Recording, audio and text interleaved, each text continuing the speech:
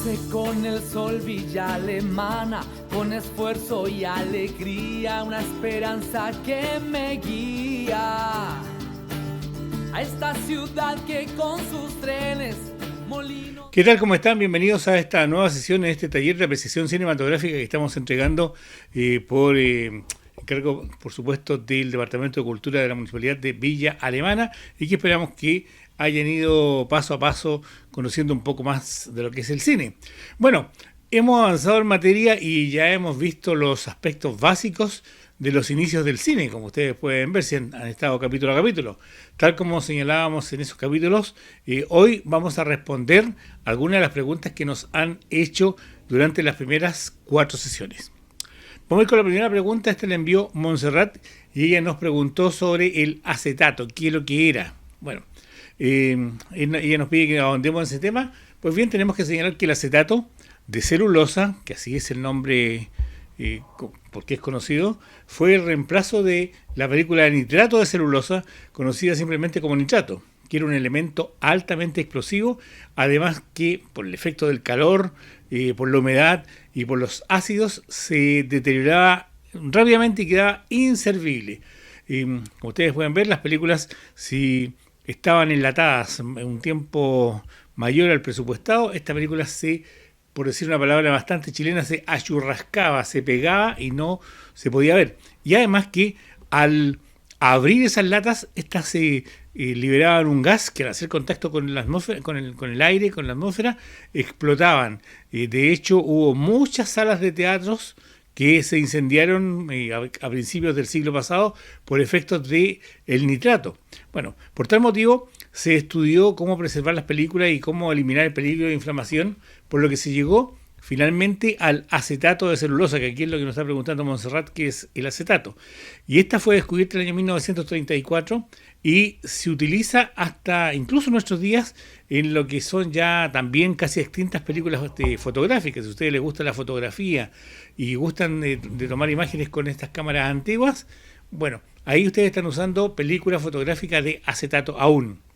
Desde los años 80 la película de acetato tiene una base de poliéster, o sea, tiene que ver con, ya tiene unos compuestos de petróleo, la que se utilizó hasta mediados de la primera parte del siglo, cuando en el cine comienza a proyectarse en forma digital. Ahí se acaba el romanticismo del cine, ¿cierto? Del acetato o el rollo acetato de celuloide que va dando vuelta y usted siente el claquear en la cruz de Malta de la máquina. Bueno, eso se pasa con el advenimiento del digital, pero además queda toda una parte que fue muy complicada, la parte del nitrato de celulosa, el nitrato que explotaba, se incendiaba. Hubo muchos proyeccionistas que con nitrato quemaron sus rostros. Si ustedes vieron la película Cinema Paraíso, se darán cuenta que Alfredo, que era el proyeccionista, le estalla una lata de película de nitrato, quema la sala y además queda ciego. Luego con el celuloide ya se utilizaba el término quemar la película, pero eso era distinto cuando se quemaba el fotograma, nada más, no había peligro de incendio. Así que eso es el celuloide, amiga Montserrat, muchas gracias por habernos consultado. Tenemos 2 preguntas más. La segunda la realizó Luis y pregunta que ahondemos y expliquemos un poco mejor, dice, textual, sobre la persistencia retiniana. Esto lo vimos en el segundo capítulo, me parece. Bueno, la persistencia retiniana es lo que nos permite ver cine. Simplemente eso. ¿Y qué permite la persistencia retiniana? Permiten que una imagen permanezca en nuestra retina, en la retina de los humanos en todo caso, por 1/10 de segundo antes de desaparecer por completo. Nosotros vemos algo y ese algo que hemos visto está 1/10 de segundo en nuestra retina y luego desaparece, porque no la necesitamos. Pero esto hace que veamos la realidad como una serie de secuencias ininterrumpidas o como una sucesión de imágenes estáticas independientes. Ahora, si nosotros vamos uniendo en nuestro cerebro todas esas imágenes estáticas que vemos, nos permite ver una sucesión de imágenes estáticas como si estuviera en movimiento. Estamos hablando del cine. Por ejemplo, cuando tenemos una tira de celuloide, tomando la pregunta de Montserrat, vemos que hay muchas fotos, una tras otra, en una larga tira, ¿cierto? Y entre cada foto, que se llama fotograma, hay una barra oscura no vamos a decir que no tiene color, una barra oscura, ¿cierto? Que ese es el frame. Ese es lo que separa cada fotograma o cada fotografía, para que ustedes lo entiendan mejor, porque en el fondo es una fotografía, una diapositiva en todo caso. Y esa foto, voy a decir en pocos términos poco académicos, esa foto que hemos visto en este segundo, cuando pasamos a la segunda foto, mientras se produce ese intervalo con esa barra oscura entre una y otra, hay una décima de segundo que la imagen anterior estaba en nuestra retina. Por lo tanto, la retina está mandando información al cerebro que hay una imagen. Como viene la siguiente, asociamos la que estaba ahí en nuestra retina con la siguiente y así sucesivamente, y vamos creando una serie de imágenes en movimiento, que no es otra cosa que una sucesión de fotografías que por esto de la persistencia retiniana nuestro cerebro se engaña y hace como que está viendo movimiento. La persistencia retiniana derivó de estudios realizados por Peter Mark Rogers, quien profundizó otros estudios del cura jesuita Athanasius Kircher sobre la magia catrópica, y eso en el 1600. Y Peter Mark Rogers está en el 1824 y publica los resultados de sus estudios sobre esta persistencia retiniana que hemos estado hablando, la persistencia de la imagen en la retina. Poco tiempo después apareció el taumatropo, que era un juego infantil, un juego de niños, que consistía en un cartón, muchos de ustedes a lo mejor jugaron, un cartón generalmente redondo, que por los dos extremos tenía un hilo.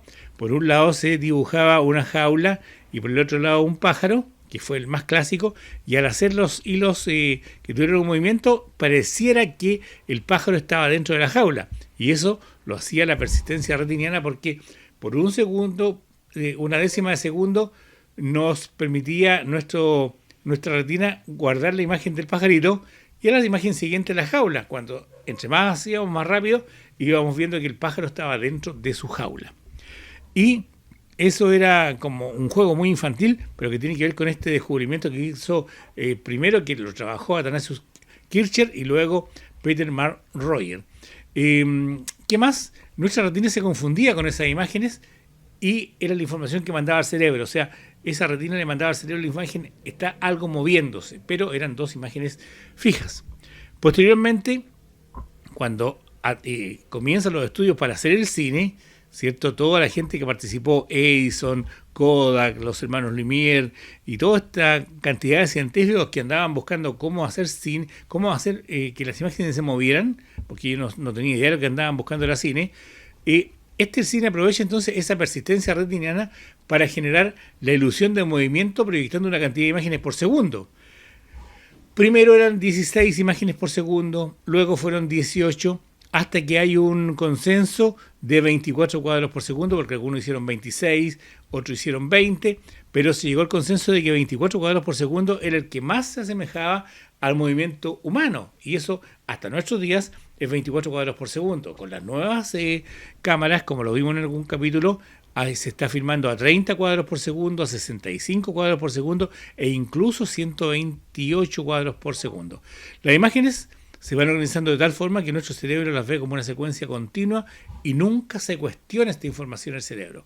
Finalmente, hay una última pregunta. Bueno, esperamos que Luis, que haya quedado clara esta respuesta para ti sobre la persistencia retiniana. Si tienes alguna duda, no dudes en contactarse con nosotros.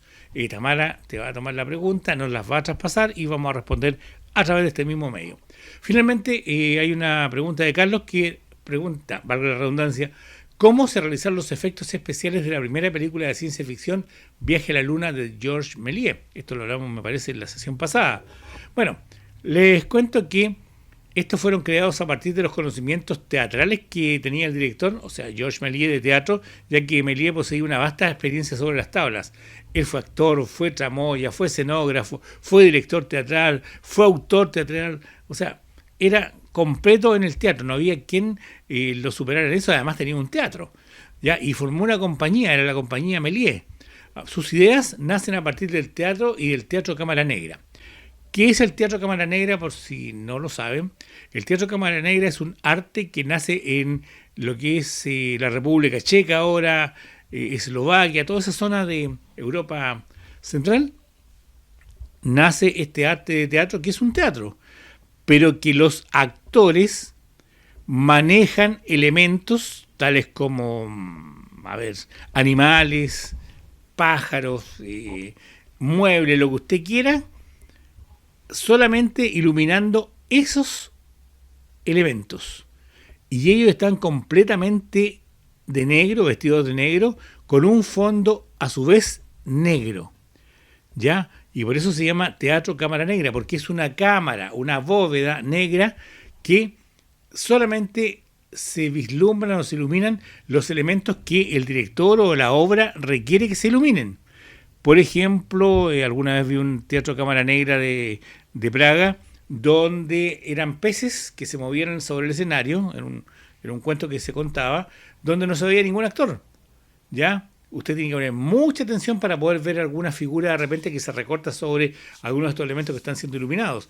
Y ese teatro cámara negra, junto a las ideas de teatro que él tenía, Méliès, y que había estudiado y conocía muy bien, hicieron posible que realizara los efectos especiales para la película Viaje a la Luna.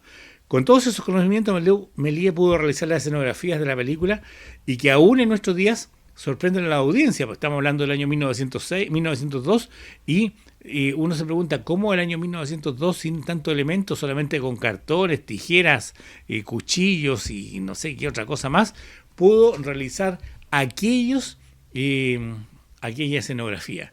Bien, esperamos haber respondido a las inquietudes de nuestros amigos virtuales y en un próximo capítulo vamos a seguir entonces con lo que hemos preparado durante este taller. Vamos ya a adentrarnos más en lo que es la técnica del cine, como los géneros, como el movimiento de cámara, etcétera, para que ustedes vayan comprendiendo mejor lo que van viendo en una película. Así que espero haberlos satisfecho con la respuesta que nos pidieron y muchas gracias por habernos contactado.